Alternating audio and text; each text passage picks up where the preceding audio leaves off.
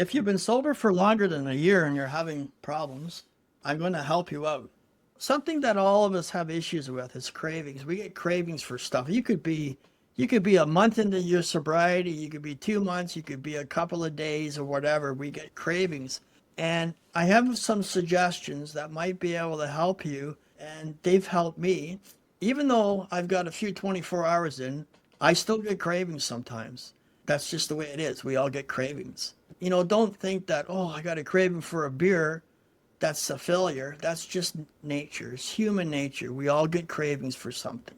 So don't get hard on yourself. But here's some ideas that might help you out. If you're watching TV and a beer comes on and you see how hot it is outside and you think that you really would like to have a beer and you're about to ready to get off the couch and go to the fridge, this is what I want you to do. I want you just to sit there. First of all, I want you to flip the channel, go on to something else, get it completely off the TV.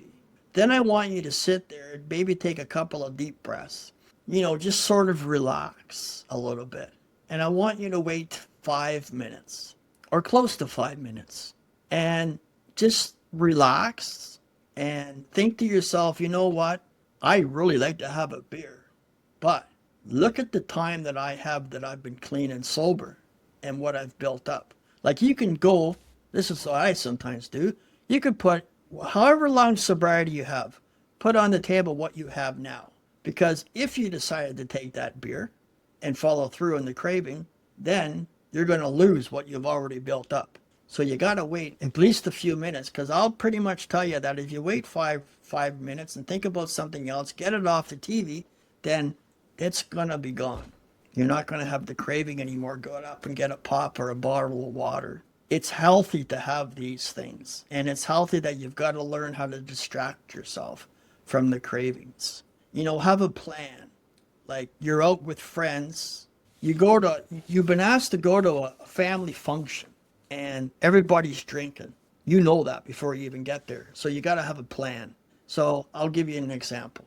So if I go to a family function or somewhere where I know there's going to be liquor, I take my own car and I'll go there. And then if I start to get a craving of whatever, I'll just get up and leave. You should have an escape plan. Or if you're going with your friends, you tell your friend, I might not be staying the whole night. Is it okay that if I'm having problems or cravings that we can just get up and leave? And if he's a good friend, he's going to work with you and say, sure, we'll do that. Just let me know and make a signal. Scratch your head or something. That's a signal to get out. You got to always have a plan. So so there's one plan. You take your own vehicle. If you're going to a party or to the bar, which I don't suggest in the beginning, just have a plan, an escape plan. And if you're on the couch and you see something on TV, just wait 5 minutes. Do something else. Get it off the TV. Go out, walk around the house, or do stuff like that. You'll figure it out. You'll figure out your little plans, and just don't cave into them. That's basically, don't cave into that craving, because if you cave into that craving, you're going to go back to square one. And trust me, if you go back out, it's harder coming back in. And it gets harder and harder and worse when you go out. So you just have to learn how to control your cravings and just work through them and take deep breaths and distract yourself. Like go do something. And it'll be okay because you're going to work through it. That's what we have to do now. We're in sobriety. We can't fall back anymore to where we were. We have to work through things. And sometimes it takes little wee steps to work through them. And as you get more into your sobriety, you're going to have less cravings. I don't get any cravings at all.